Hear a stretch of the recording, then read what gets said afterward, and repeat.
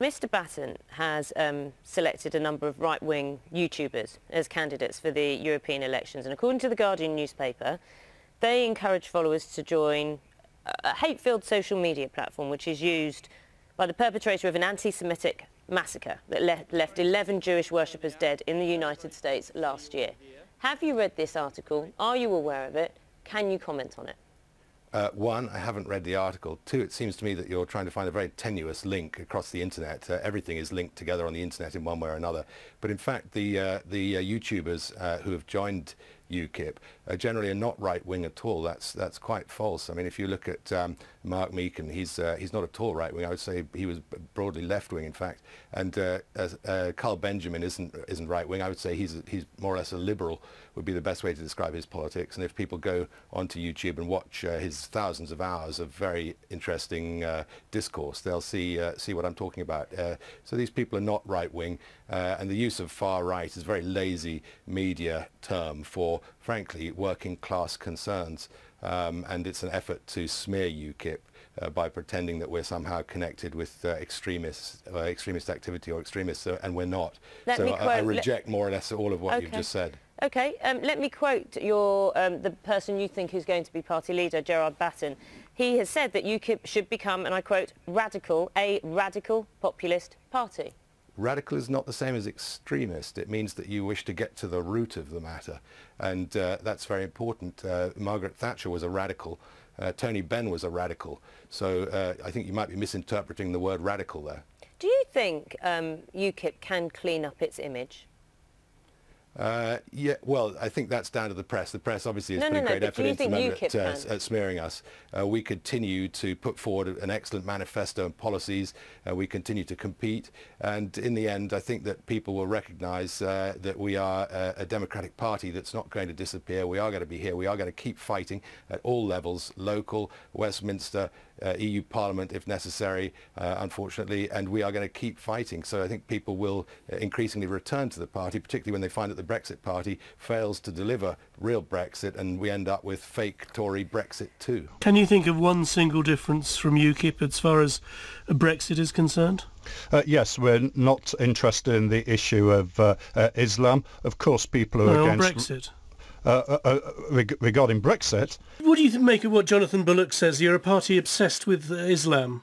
Well, it's nonsense, of course, and obviously the press is trying to push this far-right meme, but in fact, really, UKIP is more connected with working class people, and that's what the press means by far-right these days. What about your policy on Brexit? Is there any difference with the Brexit Party at all? The difference is that we have a published manifesto, we have members, and most importantly, we have a democratic structure, which is why Nigel Farage left, because he doesn't like a democratic structure in a party. His new party doesn't have one. Why would the press mistakenly use the term far-right if they meant working class? Well, tell me a right-wing UKIP policy. Well, a far-right policy. You're here to give me your policies so that I can't give you a far-right UKIP policy. As far as I can see, there aren't any. Well, so I mean, it's you that calls us far-right, not us. Well, I've got a UKIP page of your policies here actually, and this is one on. Time to read it. I beg your pardon? Sorry, no, carry on. It says, UKIP will end mass uncontrolled immigration, and under a security-based screening policy, we restrict any limited migration from Islamic countries to those people we can be sure, as far as possible, do not follow a literalist and extremist interpretation of Islam. That sounds slightly Trump-esque, doesn't it? I mean, stop immigration from Islamic countries. What does this actually mean? It's just basic national security. We know that there is a serious problem with extremist terrorism in Islam, and therefore it's perfectly rational to try to protect British citizens from people who want to kill them and who want to come here to kill them. So it's a perfectly rational policy for protecting British people, and it's about time a bit more of that actual protection of British people started to happen from top levels of government. You don't feel that there's anything Islamophobic about singling out Islamic countries in this way? No, I think it's perfectly fair to identify the violent practices of Islamic extremists and recognise that we need to do whatever we can to stop those people getting access to Britain, British people, and carrying out attacks like the Manchester bombing. We need much less of that, and it is the job of government, first and foremost, to protect its people.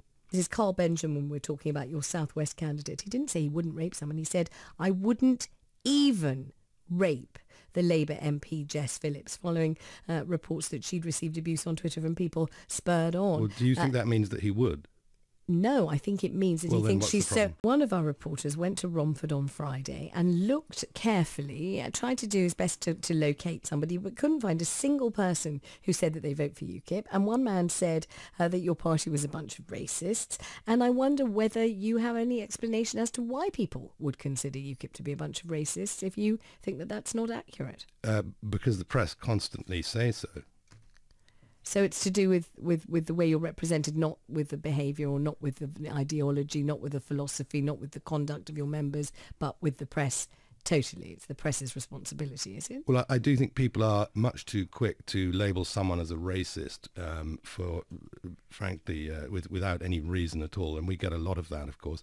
I mean, I'm frequently called racist by people just for wearing a UKIP badge. It's nonsense. My direct superior in the party, Freddie Vatcher, comes from India. There's plenty of immigrants in the party. And in fact, the party's policies are particularly directed at trying to protect immigrants in this country who suffer most from excessive immigration. It is immigrants that face the strongest competition for jobs, housing, school places, hospitals. They're at the lowest rung of the ladder, and they're the ones that a sensible immigration policy should be protecting. So I think that UKIP is not a racist party at all. I haven't met any racists in UKIP, and I've met hundreds, probably thousands of members.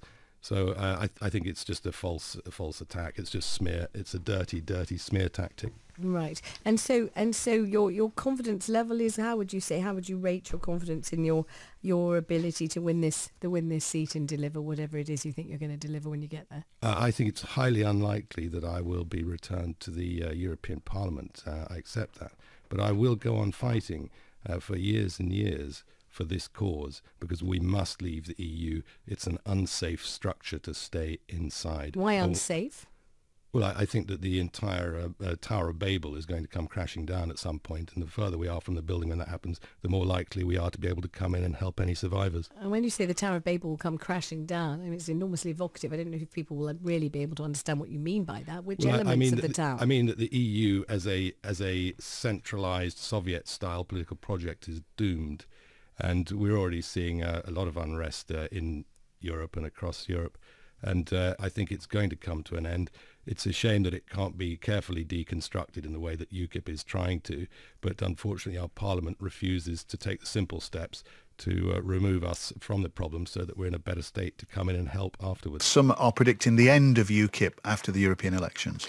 Well, I don't think that's going to happen. UKIP's been campaigning for Brexit for 27 years, and people have been predicting our demise throughout almost every single one of those 27 years. But in fact, the party is in good health. We've got 30,000 members now. It's increasing quite fast. We actually did quite well in the local elections just now where we stood, and we just need to encourage more people to stand up for the party and recognise that UKIP really is the original party of Brexit, that we've got a plan actually to deliver it. And if you really want to get out of the European Union, as we all do, and UKIP being the most united of all parties on that score, then the thing to do is vote for UKIP, because it's working, and it's been working for several years now. It was working, of course, under the leadership of Nigel Farage. How does it feel to see your erstwhile leader now leading the Brexit party, who are forecast to win the majority of seats in the UK?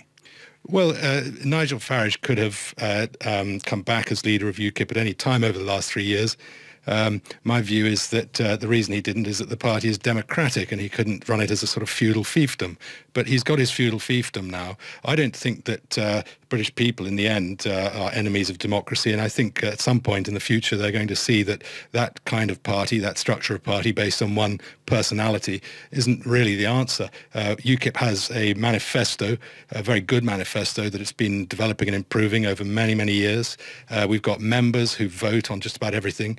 And we continue as a very good party with, frankly, in my view, the best political manifesto available in this country today. So I advise people go and look at that manifesto and understand what UKIP is about.